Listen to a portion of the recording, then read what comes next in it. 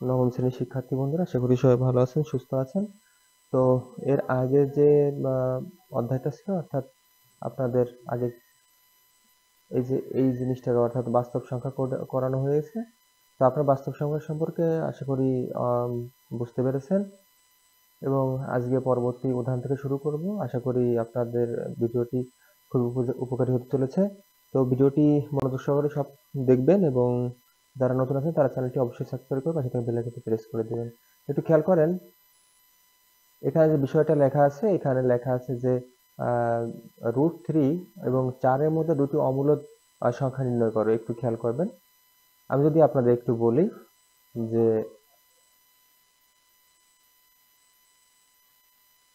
দেখেন, √3, এই যে √3 আছে এবং √4, এই শুধু 4 এর মধ্যে দুটি অমূলদ সংখ্যা নির্ণয়, অর্থাৎ √3 কে যদি আমরা ভাঙাই তাহলে এই ধরনের কিছু আসে, অর্থাৎ 1.77 এই ধরনের কিছু আসে। একটু খেয়াল করেন।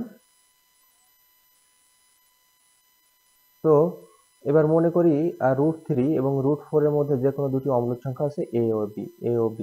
এবার a সমান সমান √3 প্লাস 1 আর b সমান সমান √3 প্লাস হচ্ছে 2।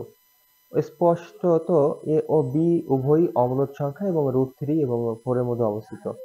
দেখেন, এটা কিন্তু √3 এবং √4 এর ভিতরে এটা কিন্তু অবস্থিত। তো আপনাদের যদি একটু দেখাই,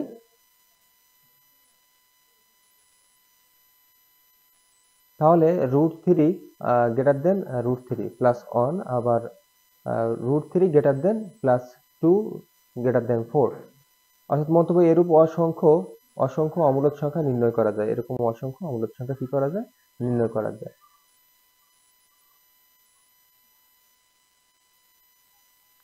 দেখেন, আমরা যদি পরবর্তীটা একটু যাই, নিচের দিকে একটু স্ক্রল করে যাই,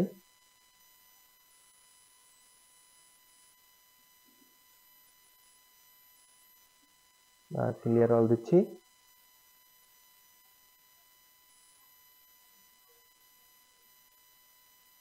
নিচে আছে বাস্তব সংখ্যার যোগ ও গুণন প্রক্রিয়া মৌলিক বৈশিষ্ট্য। আপনারা একটু পড়ে নেন, এটা আসলে তেমন কোনো জরুরি বিষয় না, একটু পড়ে নেবেন। এবার আসি, দেখেন প্রতিজ্ঞা, √2 একটি অমূলদ সংখ্যা। √2 আসলে আমরা জানি যে √2 কিন্তু একটা মৌলিক সংখ্যা। √2 কি সংখ্যা? একটা √2 কিন্তু একটা মৌলিক সংখ্যা। যদি √2 একটা মৌলিক সংখ্যা হয়, একটু খেয়াল করেন, এই √2 যদি একটা মৌলিক সংখ্যা হয়, তাহলে √2 যদি একটা মৌলিক সংখ্যা হয়, হলে এমন পরস্পরিক সহমৌলিক স্বাভাবিক সংখ্যা p ও q, q গ্রেটার দেন 1, যে √2 সমান সমান p বা q আকারে কি প্রকাশ করা যাচ্ছে, সেটা p বা q আকারে কি করা যাচ্ছে, সেটা প্রকাশ করা যাচ্ছে। তা একটু খেয়াল করেন, আমরা যদি নিচের দিকে একটু স্ক্রল করে যাই, এখানে কয়েকটা যোগ দেওয়া আছে। প্রমাণ করো যে 4টি ক্রমিক স্বাভাবিক সংখ্যার গুণফলের সাথে 1 যোগ করলে যোগফল একটি পূর্ণবর্গ সংখ্যা হবে। তো এটা আসলে আপনারা যোগ করে নিলেন, যোগ করে আশা করি একদম সহজ একটা বিষয়। এরপর পরবর্তীতে আমরা একটু নিচে যদি স্ক্রল করে আসি, একটু খেয়াল করেন, এটা হচ্ছে আবৃত দশমিক ভগ্নাংশ, অর্থাৎ 6 দিয়ে এটাকে ভাগ করা হয়েছে। স্বাভাবিক যে ভাগ, সে ভাগটা করা হয়েছে। এটা আছে 3/11 ও 95/37 কে দশমিক ভগ্নাংশে প্রকাশ করো। তাহলে এটাকে যদি আপনি দশমিক ভগ্নাংশে প্রকাশ করতে চান, তাহলে দেখেন নিচে আসলে ভাগ করা হয়েছে 3 কে 3, 11 এর চেয়ে ছোট হয় ভাগফলকে শূন্য দশমিক বিন্দু নেওয়ার পরে 3 এর ডান শূন্য বসিয়ে 30 করা হয়েছে।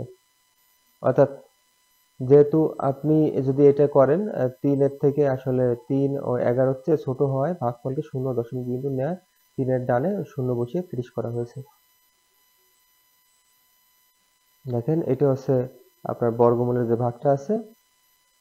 তো নিম্ন দশমিক ভগ্নাংশগুলো হচ্ছে 0.2 এর উপর পৌনঃপুনিক, 7 এর উপর পৌনঃপুনিক, অর্থাৎ 27 বারবার করে আসবে, 27 বারবার করে আসবে। হ্যাঁ, 2.5 পৌনঃপুনিক 6 7, অর্থাৎ 5 6 7 বারবার করে আসবে, 5 6 7 বারবার করে। ঠিক আছে, এই যে 5 6 7 বারবার করে আসতেছে, এই জন্য এখানে পৌনঃপুনিক ইউজ করা হয়েছে। দেখেন, আমরা যদি নিচের দিকে একটু স্ক্রল করে আসি, আপনাদের গুরুত্বপূর্ণ যে বিষয়গুলো, সেই বিষয়গুলো নিয়ে আরেকটু আলোচনা করি। এটাকে সাধারণ ভগ্নাংশে প্রকাশ করতে বলা হয়েছে, একটু খেয়াল করবেন, অর্থাৎ 6 নম্বরটা।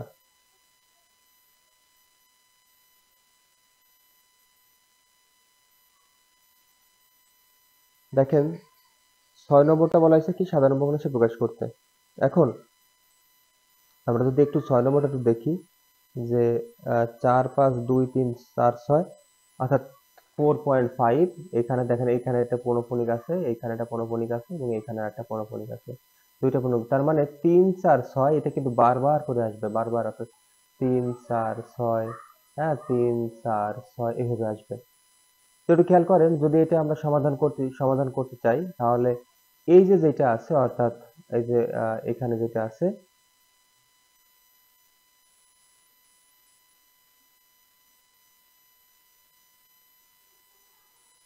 দেখেন 4 5 2 3 4 5, অর্থাৎ এইখানে যেটা ছিল এই দশমিক উঠাই দিছে এবং এখানে পৌনঃপুনিকটা উঠাই দেওয়া হয়েছে, সম্পূর্ণ উঠাই দেওয়া হয়েছে। তাহলে দেখেন 4 5 2, এই 2 এর পরে কিন্তু এটা পৌনঃপুনিক আছে, তার মানে 4 5 2 কিন্তু এখানে বসানো হয়েছে। এবার খেয়াল করেন এখানে পৌনঃপুনিক ছিল অর্থাৎ কয় ঘর পর্যন্ত, 3 ঘর। এই যে একটা, এ একটা, এ একটা, অর্থাৎ এইখানে একটা পৌনঃপুনিক ছিল, এখানে একটা পৌনঃপুনিক ছিল, দুইটা পৌনঃপুনিক ছিল। তার মানে 3 4 6, 3 আর 6 এর ভিতরে 4 আছে, 4টাও কিন্তু পৌনঃপুনিক হিসেবে পড়ছে। তার মানে এখানে কয়টা আছে, মোট 3টা। তাহলে এখানে 3টা 9 দেওয়া হয়েছে এবং বাকি ছিল কয়টা, একটা, এই যে একটা শূন্য দেওয়া হয়েছে। আশা করি বিষয়টা ক্লিয়ার হয়েছে। এবার এটার সাথে এটা বিয়োগ করলে আসে এটা, এবং এটার সাথে ভাগ তো এটাই আছে, এবার ভাগ করলে পরে কত আসতেছে, ভাগ করলে আসতেছে হচ্ছে এক, এটা প্রথমে ভাগ করা হয়েছে, সাধারণ যে ভাগটা আছে সাধারণ ভাগ করা হয়েছে, ভাগ করার পরে এটাকে মিশ্র ভগ্নাংশে প্রকাশ করা হয়েছে। আশা করি বিষয়টা বুঝতে পেরেছেন। এবার খেয়াল করেন যে পরেরটা আছে কি 3.2.567 কে সাধারণ ভগ্নাংশে প্রকাশ করে। একটু খেয়াল করেন, দেখেন এখানে কিন্তু একটা পৌনঃপুনিক আছে, এখানে এখানে নেই, এখানে একটা আছে, তার মানে এখানে একটা পৌনঃপুনিক। এই দুই পাশে থাকা মানে মাঝখানেটাও একটা পৌনঃপুনিক, তার মানে এখানে তিনটাই কিন্তু পৌনঃপুনিকের উপরে আছে। তার মানে কি এখানে 3 2, এখানে 3 2 5 6 7 দেওয়ার পরে যেহেতু এখানে দশমিকের পর পর পৌনঃপুনিক, তার মানে 3 2 অনাবৃত ছিল, তার মানে 3 2 অনাবৃত হিসেবে নেওয়া হয়েছে।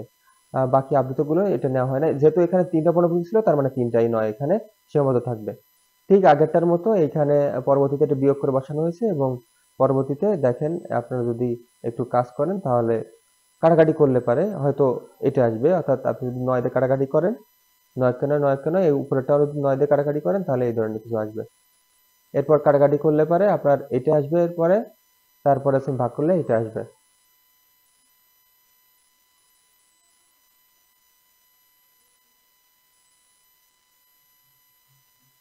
আশা করি বুঝতে পেরেছেন।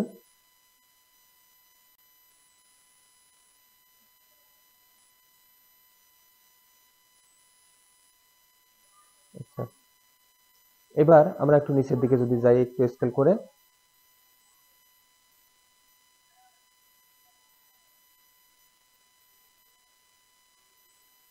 দেখেন 10 নম্বর, এটা কিন্তু খুবই গুরুত্বপূর্ণ। আগামী ক্লাসে আপনাদের এই অঙ্কটা আমি সুন্দর করে করিয়ে দেবো।